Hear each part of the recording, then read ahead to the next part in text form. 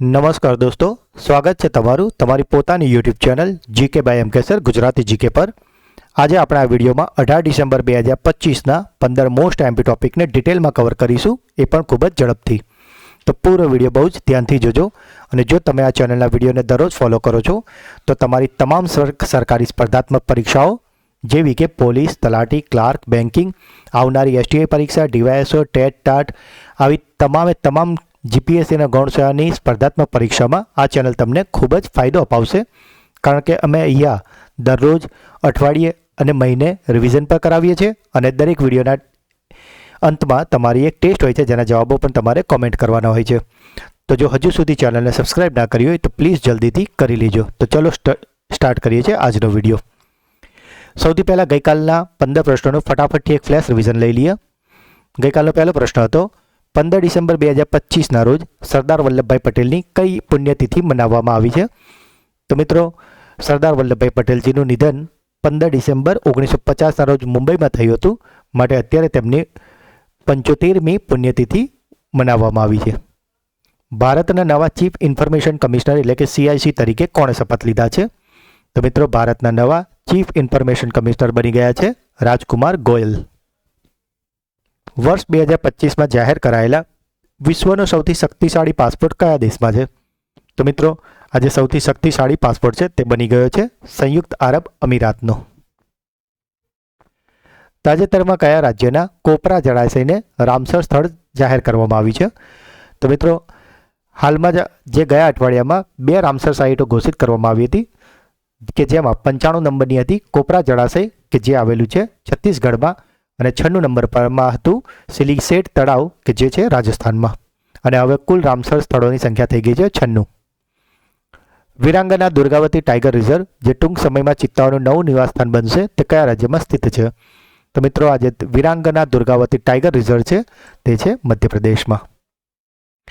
EEE standard association corporate award 2025 જીતનારી પ્રથમ ભારતીય સંસ્થા કઈ છે? તો મિત્રો, આજે EEE standard association corporate award છે તેને જીતી લીધું છે C.A. ગઈકાલના વિડીયોમાં આપણે તમને C.નું પૂરું નામ ને તમામ વસ્તુઓ જણાવી હતી, તો આપણે કોમેન્ટમાં અત્યારે લખવાનું છે કે C.નું પૂરું નામ શું છે. નવેમ્બર 2025 માટે ICC women's player of the મંથનો એવોર્ડ કોને મળ્યો છે? તો મિત્રો, આજે women's player of the month November 2025 માટે બની ગયા છે શેફાલી વર્મા. ગઈકાલના વિડીયોમાં આપણે તમને પુરુષ player of the month November 2025 માટે પણ જણાવ્યું હતું, તો તમારે તેનું નામ કોમેન્ટ કરવાનું છે. તાજેતરમાં ભારતીય પર્વતારોહક કવિતા ચંદે કયા ખંડના સૌથી ઊંચા શિખર માઉન્ટ વિન્સન પર વિજય મેળવ્યો છે? તો મિત્રો, આજે માઉન્ટ વિન્સન છે તે સૌથી ઊંચું શિખર છે એન્ટાર્કટિકાનું. તાજેતરમાં કયા રાજ્યની પોંડરુ ખાદીને પ્રતિષ્ઠિત GI ટેગથી નવાજવામાં આવી છે? તો મિત્રો, આજે પોંડરુ ખાદી છે તે છે આંધ્રપ્રદેશની. પ્રેસ ક્લબ ઓફ ઇન્ડિયા એટલે કે PCIના પ્રથમ મહિલા પ્રમુખ તરીકે કોણ ચૂંટાયા છે? તો મિત્રો, આ PCIના પ્રથમ મહિલા પ્રમુખ બની ગયા છે સંગીતા બરુઆ. કઈ ભારતીય બ્રાન્ડે તાજેતરમાં FIA યુરોપિયન રેલી ચેમ્પિયનશિપ 2025નું ટાઇટલ જીત્યું છે? તો મિત્રો, આજે ERC 2025 છે તેને જીતી લીધું છે MRF ટાયરે. કઈ રાજ્ય સરકારે તાજેતરમાં મેરી યોજના પોર્ટલ શરૂ કર્યું છે? તો મિત્રો, આજે મેરી યોજના પોર્ટલ છે તેને શરૂ કર્યું છે ઉત્તરાખંડે. યુનેસ્કોની અનિશ્ચિત સાંસ્કૃતિક વારસાની સૂચિમાં કયા દેશના મવાજંડિકા આધ્યાત્મિક નૃત્યનો સમાવેશ કરવામાં આવ્યો છે? તો મિત્રો, આજે મવાજંડિકા આધ્યાત્મિક નૃત્ય છે તે દેશ છે કેન્યા. તાજેતરમાં કેન્દ્રીય મંત્રીમંડળે કયા દેશ સાથે મુક્ત વ્યાપાર કરારને મંજૂરી આપી છે? તો મિત્રો, આ મુક્ત વ્યાપાર કરાર ભારતે કર્યા છે ઓમાન સાથે. કયા પ્રખ્યાત વ્યાવસાયિક કુસ્તીબાજે તાજેતરમાં સત્તાવાર રીતે કુસ્તીમાંથી નિવૃત્તિ જાહેર કરી છે? તો મિત્રો, આ છે 16 વખત ચેમ્પિયન બનનાર અને 24 વર્ષના એમના જે વ્યાવસાયિક કેરિયર છે એને સંન્યાસ લેનાર જ્હોન સીના. તો મિત્રો, આ હતા ગઈકાલના 15 પ્રશ્નો જેને આપણે ગઈકાલના વિડીયોમાં ખૂબ જ ડિટેલમાં અને બહુ જ સારી રીતે કવર કર્યા છે. તમે જો તે વિડીયો ના જોયો હોય તો તેની લિંક ડિસ્ક્રિપ્શનમાં છે, તેને જોઈ લેજો. અને એની PDF પર તમને અમારી ટેલિગ્રામ ચેનલ પરથી મળશે જેની લિંક પર ડિસ્ક્રિપ્શનમાં છે. તો ચલીએ શરૂ કરીએ છીએ આજના પ્રશ્નો. IPLના ઇતિહાસમાં સૌથી મોંઘો અનકેપ્ડ ખેલાડી બનવાનો રેકોર્ડ કોણે બનાવ્યો છે? તો મિત્રો, આજે સૌથી મોંઘો અનકેપ્ડ ખેલાડી છે અને તે બની ગયા છે પ્રશાંત વીર. આઈપીએલ 2026ની હરાજીમાં ચેન્નઈ સુપર કિંગ્સે પ્રશાંત વીરને 14.20 કરોડ રૂપિયામાં ખરીદ્યો છે. ભારતમાં દર વર્ષે 16 ડિસેમ્બરના રોજ વિજય દિવસની ઉજવણી કઈ ઐતિહાસિક ઘટનાની યાદમાં કરવામાં આવે છે?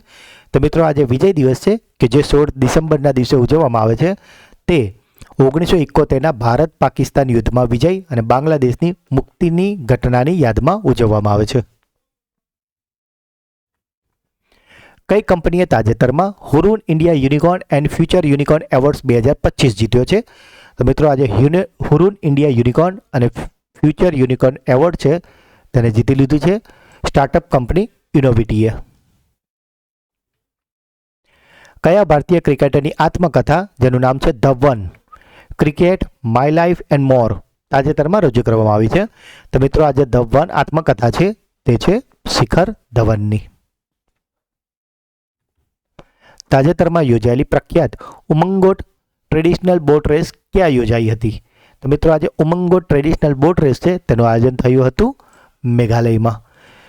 જો ઉમંગોટ નદીની વાત કરીએ તો તે ભારતની સૌથી સ્વચ્છ મનાતી નદી છે અને મિત્રો, આ નદીનું પાણી એટલું બધું સાફ હોય છે કે જોવાથી તમને એમ જ લાગે છે કે જાણે જે બોટ છે કે નાવડી છે તે જાણે હવામાં તરી રહી છે. આપ ઇમેજમાં પણ ઉમંગોટ નદીનું દ્રશ્ય જોઈ શકો છો અને આ જ નદી પર ટ્રેડિશનલ બોટ રેસનું આયોજન કરાયું હતું. ઇન્ડિયન મિલિટરી એકેડેમી દહેરાદૂનના 92 વર્ષના ઇતિહાસમાં પાસ આઉટ થનારી પહેલી મહિલા કેડેટ કોણ બની છે? તો મિત્રો, આજે 92 વર્ષના ઇતિહાસમાં પહેલી વાર દહેરાદૂન ઇન્ડિયન મિલિટરી એકેડેમીમાંથી પાસ થનાર મહિલા કેડેટ છે તે બની છે સાઈ જાદવ. કઈ રાજ્ય સરકારે તાજેતરમાં ખેડૂતોની આવક વધારવા અને પર્યાવરણની સુરક્ષા માટે કાર્બન ક્રેડિટ સ્કીમ શરૂ કરવાની જાહેરાત કરી છે? તો મિત્રો, આજે કાર્બન ક્રેડિટ સ્કીમ છે તેને શરૂ કરી છે ઉત્તર પ્રદેશ સરકારે. આઈપીએલ 2026 હરાજીમાં 25.20 કરોડમાં ખરીદાયેલો આઈપીએલના ઇતિહાસમાં સૌથી મોંઘો વિદેશી ખેલાડી કોણ બન્યો છે? મિત્રો, હવે અત્યારે વાત થઈ રહી છે વિદેશી ખેલાડીની અને જેને 25.20 કરોડમાં ખરીદાયો છે અને તે છે કેમેરોન ગ્રીન. ઇમેજમાં આપ જોઈ રહ્યા છો, આ છે Cameron Green. Australian allrounder Cameron ગ્રીનને આઈપીએલ 2026ની હરાજીમાં કોલકાતા નાઇટ રાઇડર્સ એટલે કે કેકેઆરે 25.20 કરોડમાં ખરીદ્યો છે. સ્ટેટ બેંક ઓફ ઇન્ડિયાના નવા મેનેજિંગ ડિરેક્ટર તરીકે કોની નિમણૂક કરવામાં આવી છે? તો મિત્રો, સ્ટેટ બેંક ઓફ ઇન્ડિયાના નવા મેનેજિંગ ડિરેક્ટર બની ગયા છે રવિ રંજન.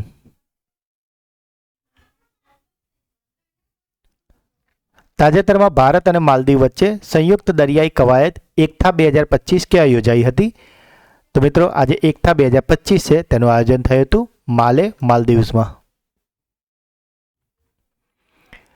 આજનો મોસ્ટ આઈએમપી પ્રશ્ન છે મિત્રો, આ કોઈક ને કોઈક પરીક્ષામાં તમને 100% ક્યાંક ને ક્યાંક જોવા મળશે જ.